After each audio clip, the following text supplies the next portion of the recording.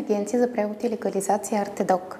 Аз съм Ники и съм офис организатор в приемната ни на улица Александър Жендов номер 6, в близост до консулския отдел на Външно министерство.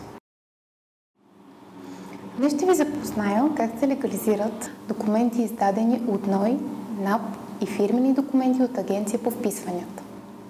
Това обикновено са свидетелства, удостоверения, актуални състояния.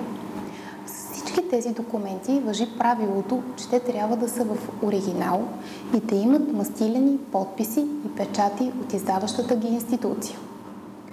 За да бъдат легализирани вашите документи, трябва да имат предконсулски заверки. Ето, например, как се легализира актуално състояние на фирма от Агенция по вписванията.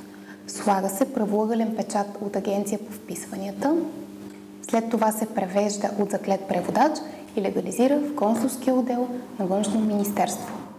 Сроковете за превод и легализация са от 1 до 6 работни дни, в зависимост от вашата услуга – обикновена, бърза или експресна.